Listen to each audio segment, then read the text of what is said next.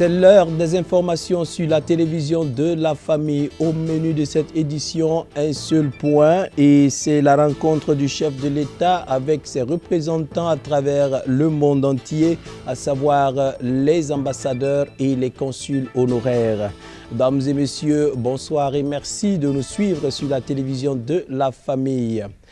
Comme annoncé en titre, après 2014, voilà, les représentations diplomatiques du Burkina Faso à l'extérieur tiennent leur 14e conférence. La cérémonie d'ouverture a eu lieu ce matin au ministère des Affaires étrangères en présence du président du Faso et notre équipe Odette Zouaguena et Samuel Ouangré, bien sûr, y étaient pour nous faire le point de cette cérémonie d'ouverture. Suivez plutôt.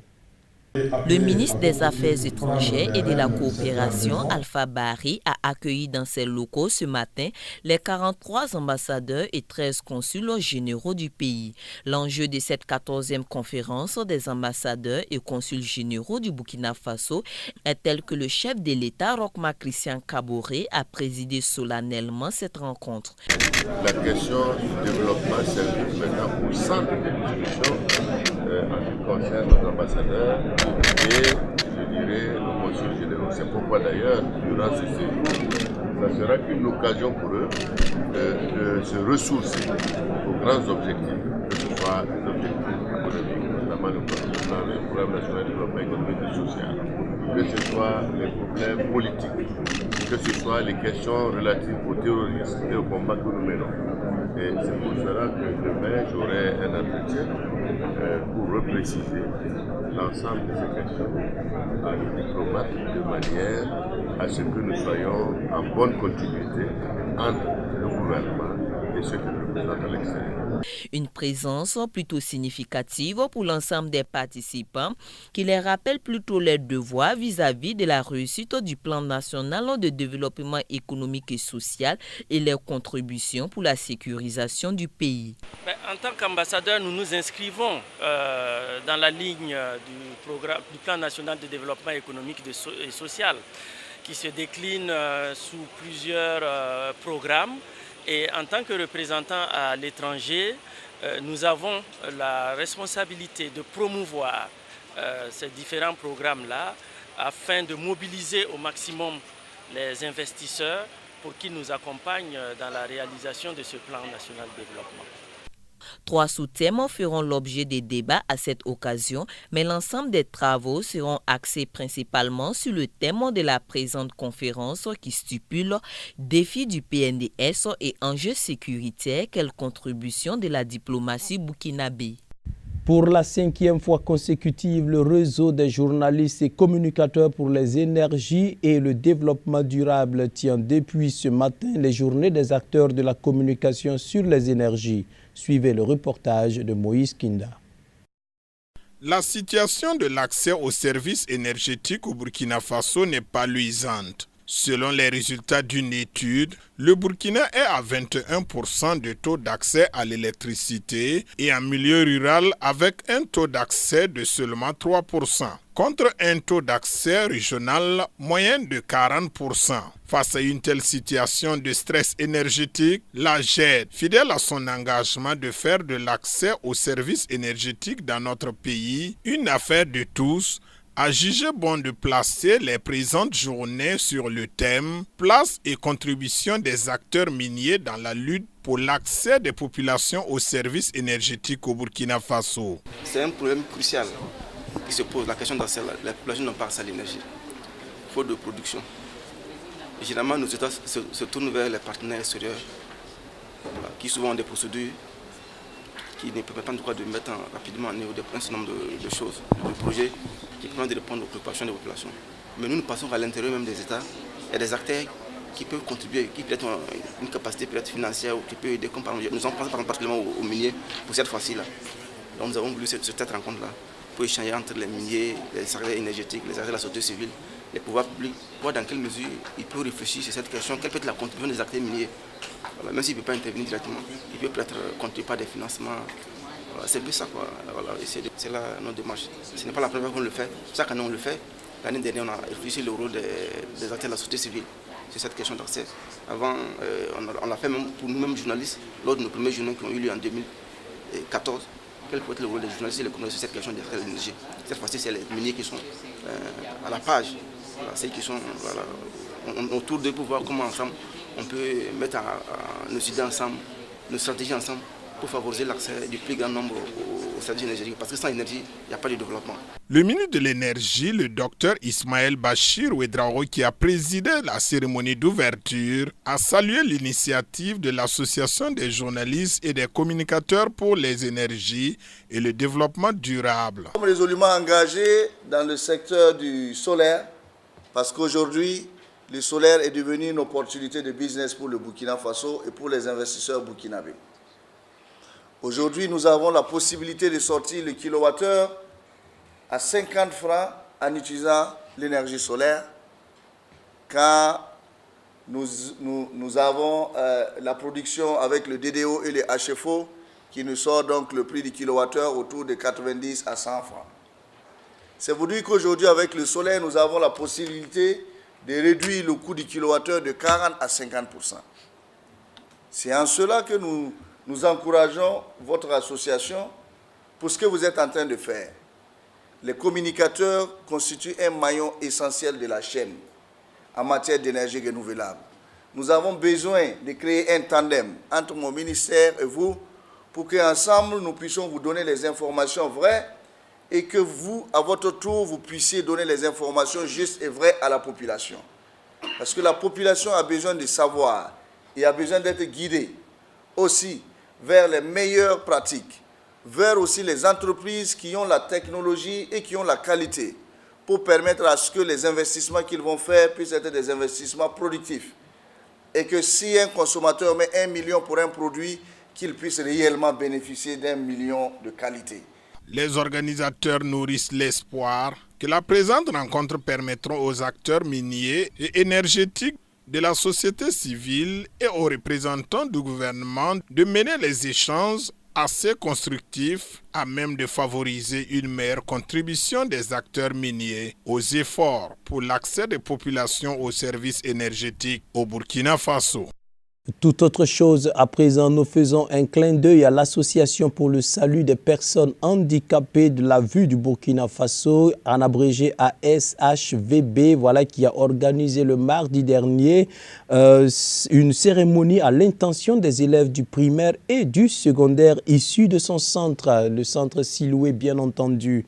Eh bien, l'occasion fut belle pour encourager les handicapés visuels qui ont donné le meilleur d'eux-mêmes au cours de l'année scolaire écoulée et malgré les difficultés bien sûr qu'ils ont dû surmonter.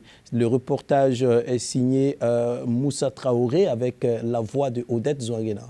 Face aux invités d'un matin, ces élèves reviennent sur les notions apprises au cours de l'année scolaire qui vient de s'achever. Une année jalonnée de grands défis selon ces élèves handicapés visuels qui font preuve d'optimisme quant à un meilleur avenir. Dans la classe, il y a manque de cahiers. Nos parents, nous prennent des handicapés et ils ne nous considèrent pas au milieu de leurs enfants. Donc, on fait un appel à nos parents de puissent nous considérer aussi comme les autres. Parce que nous aussi, nous sommes comme les autres aussi. Et au niveau de l'escolarité, en tout cas, c'est difficile avec nous d'avoir ça pour payer. Mais nous lançons à l'État qu'il puisse nous privilégier, avoir la scolarité pour payer nos études. Si la plupart des élèves du primaire passent en classe supérieure, un seul sur 6 a réussi à l'examen du BEPC cette année.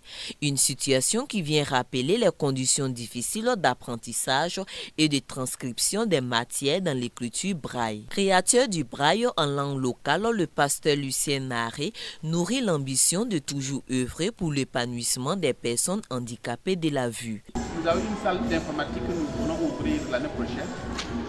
À perspective encore, nous voulons, vous savez que j'ai eu à développer le braille moré, je suis l'initiateur même du braille moré Burkina Faso.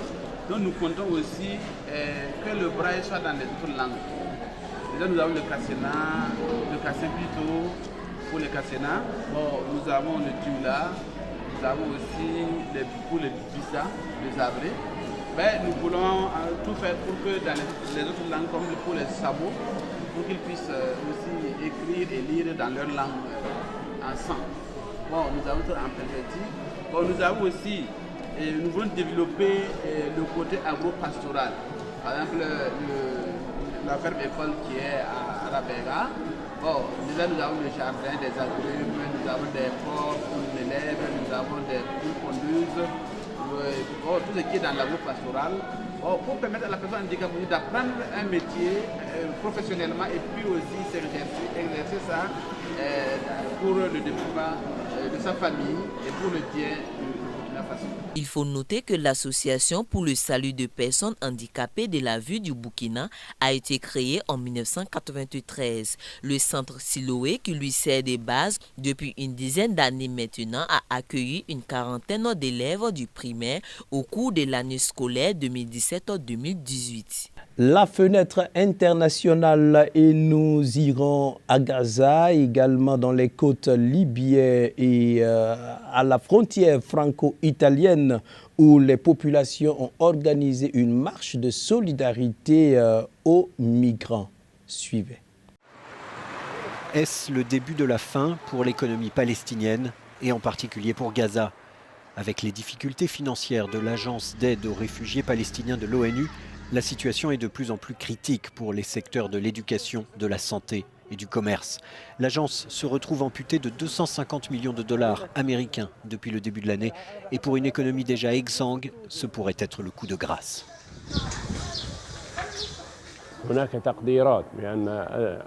Les estimations officielles du taux de chômage, déclare cet économiste, sont à 43 ou 44% dans la bande de Gaza et 50% chez les jeunes.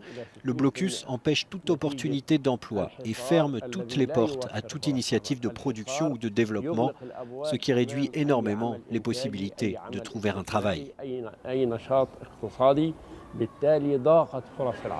Pour lutter contre la pauvreté, la moitié des Gazaouis vit avec 4 $ par jour.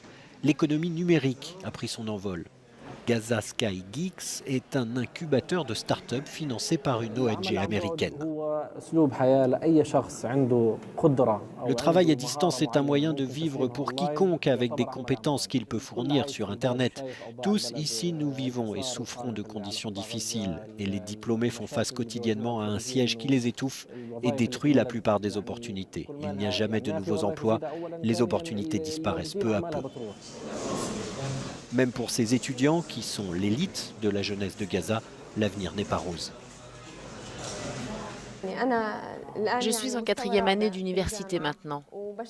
Je sais que quand je serai diplômée, je n'aurai pas d'offre d'emploi parce que je vois que tous les anciens diplômés sont au chômage.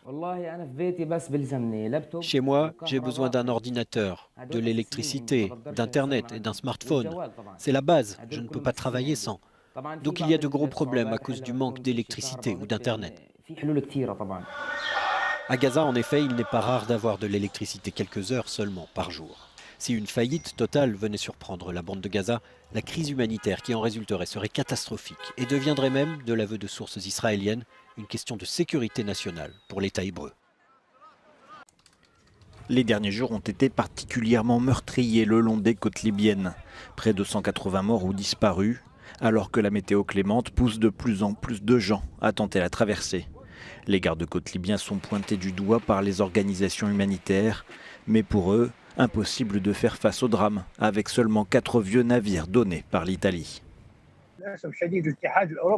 Malheureusement, l'UE n'a pas encore honoré ses engagements et tout ce que nous entendons via la propagande est que l'UE a fourni une assistance à la Libye ou à ses gardes-côtes.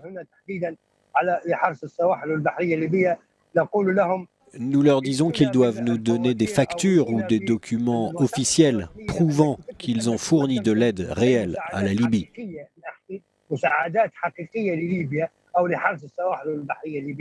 La Libye est pourtant un allié central dans la lutte contre les traversées clandestines que veut mener l'Union européenne. Interrogé par Euronews, ses représentants restent très évasifs. Il existe un projet spécifique signé fin 2017 qui dépend du Fonds de soutien européen à l'Afrique et dont la mise en place est en cours.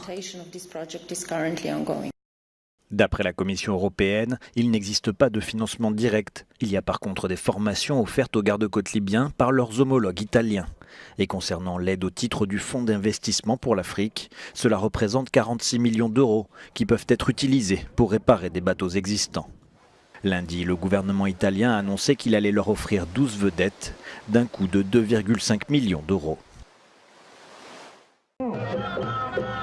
Plus de 500 militants des droits de l'homme et citoyens indignés ont marché samedi en solidarité aux migrants le long de la frontière franco-italienne. Le départ était donné en gare de Menton où la police française contrôle chaque jour les migrants en provenance d'Italie. Parmi les revendications, abroger les délits de solidarité et ouvrir les frontières. Le bilan humain tout le long de leur parcours, on le connaît, mais celui proche de la frontière, on l'estime autour d'une vingtaine de personnes qui ont péri soit par noyade sur 26 milles, soit percutées par un camion sur l'autoroute, soit percutées par un train dans un tunnel. Cette année, 46 000 personnes ont été interpellées en tentant d'entrer en France, puis expulsées. Mesdames et messieurs, c'est ici que nous mettons un terme à cette session d'information. On se donne rendez-vous demain pour d'autres actualités. En attendant, restons toujours scotchés, n'est-ce pas, au programme de la télévision de la famille. À demain, je me répète, encore à demain.